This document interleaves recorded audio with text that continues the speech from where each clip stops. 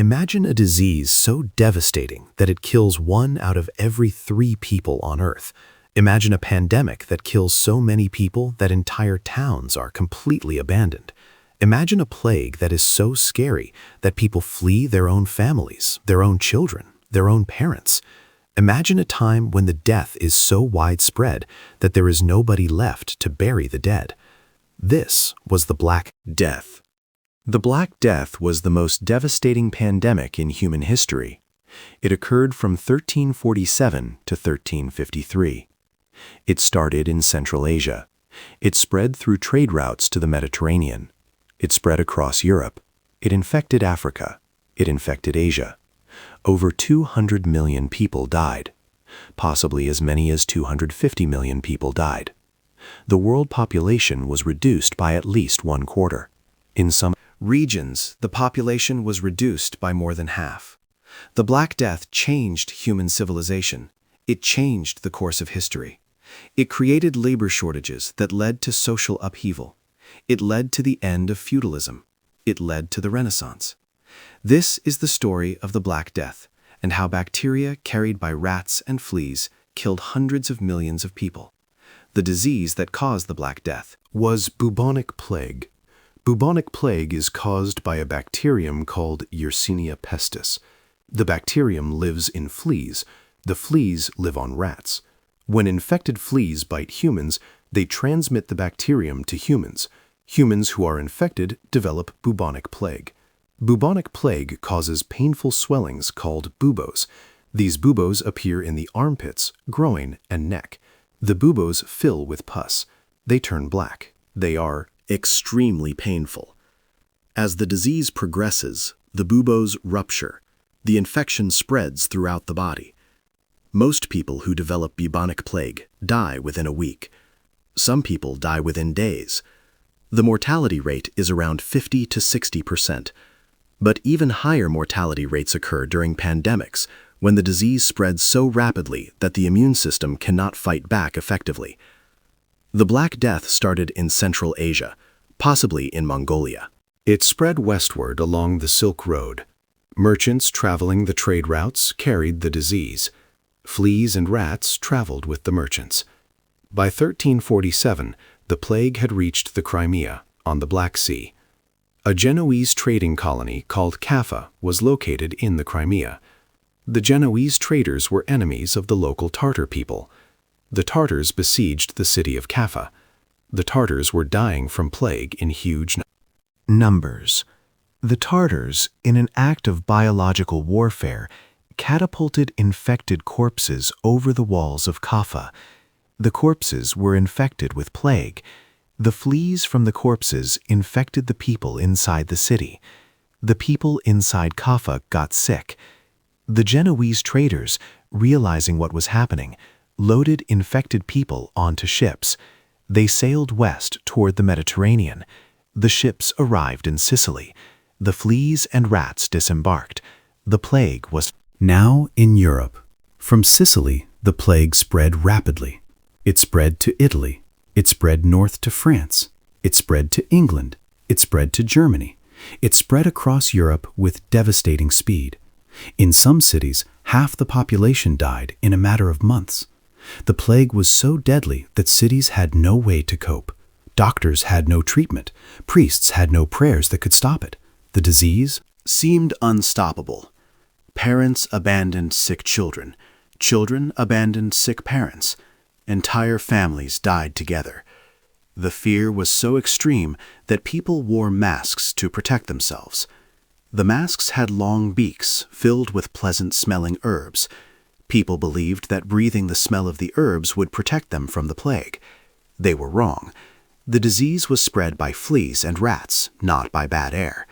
Cities became ghost towns. Bodies piled up faster than they could be buried. Mass graves were dug. Bodies were thrown into pits without ceremony, without last rites, without proper burial. In some cities, there was no one left alive to bury the dead. The stench of death was overwhelming. Bodies decomposed in the streets. Rats fed on the corpses. More rats meant more fleas. More fleas meant more plague. The cycle continued. Life seemed to be ending. But the people who survived began to realize something. The people who worked in the fields were dying. The people who harvested the crops were dying. The farmers were dying. There were not enough workers to plant crops. There were not enough workers to harvest crops. For the first time in history, labor became valuable. Workers could demand higher wages. Workers could demand better conditions. The feudal system, which had kept peasants bound to the land, began to break down. Peasants refused to work for the same wages. They demanded freedom. They demanded payment. The landlords had no choice. They could not force people to work. The old system of feudalism was dying. This labor shortage created social change. It created opportunity for common people. People moved from the countryside to cities. People learned trades. People got rich. A middle class developed. A middle class developed. For the first time in medieval history, social mobility became possible. You did not have to be born a noble to become rich. You could work. You could save. You could become wealthy. The Black Death, while killing hundreds of millions of people, created the conditions for social change that would eventually lead to the Renaissance and the modern world.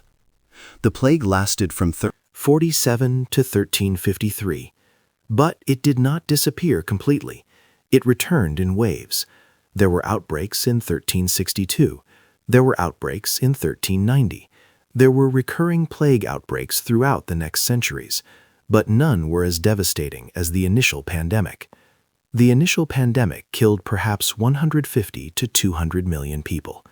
The world population was reduced from about 400 million to about 350 million. The population did not recover for over 100 years. The Black Death was not just a tragedy. It was a turning point in human history. It killed the medieval world. It led to the end of feudalism. It created labor shortages that led to higher wages. It created social mobility. It led to the development of a middle class. It led to the Renaissance. It led to the Reformation. It led to the modern world. The plague killed an enormous number of people, but it also freed survivors from the constraints of the medieval system. The survivors inherited a world of possibility. The people who lived through the Black Death experienced the greatest trauma imaginable. Imagine losing half your family. Imagine seeing entire towns abandoned. Imagine thinking that civilization itself was ending. Many people thought they were living through the end of the world. They thought God was punishing humanity for sin. They formed religious processions. They flagellated themselves. They prayed. They waited for the end. But the end did not come. Humanity survived. The survivors experienced a kind of rebirth. The old world had ended. A new world was beginning. The Black Death had profound psychological effects on survivors. The trauma of witnessing so much death created a culture obsessed with mortality. Art became darker. Literature became darker. People became preoccupied with death. Dances with death became popular. Skeletal imagery became common in art. People were hyper-aware of their own mortality. They knew that death could come at any moment. This psychological impact lasted for generations. The culture of the post-plague world was fundamentally changed by the experience of mass death and uncertainty. The economic impact of the Black Death was equally profound. The shortage of workers created powerful bargaining positions for those who survived. Wages increased dramatically. Workers who had been earning minimal subsistence wages suddenly found themselves in high demand. Peasants could demand payment instead of service. Peasants could demand better working conditions. Some peasants were able to escape serfdom entirely. They moved to cities where they could work for wages. In the cities, they could learn trades, could become craftspeople. They could become merchants. This created a new social class that had never existed in feudal Europe. The rigid class structure of feudalism began to crack and eventually collapse completely. The political impact was also significant. Monarchs lost power as the feudal system collapsed. Nobles lost wealth and influence. The centralized nation-state eventually replaced feudal decentralization. This was not an immediate change. It took centuries. But the process began with the Black Death. As feudalism died, the conditions were created for the rise of nation-states. As nation-states rose, the conditions were created for the modern world. The intellectual impact was equally revolutionary.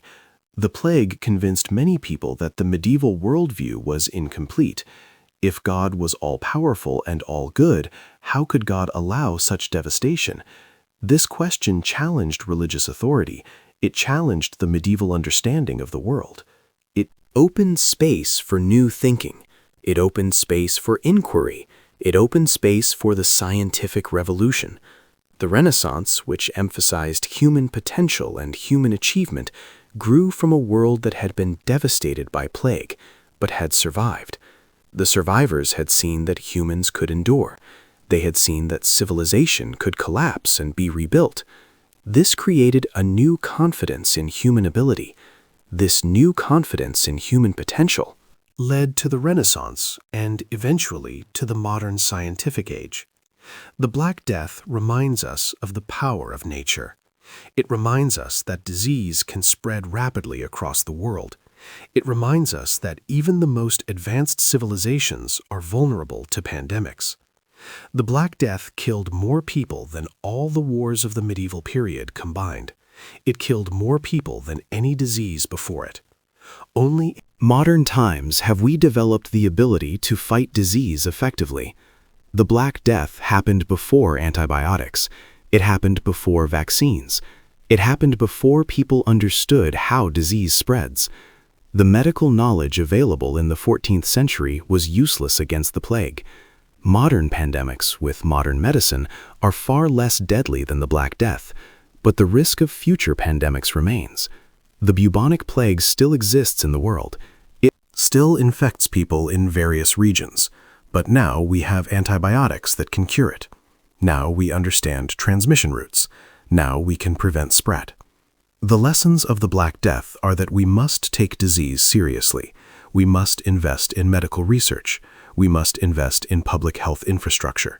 We must be prepared for pandemics. The Black Death killed hundreds of millions of people. We have the knowledge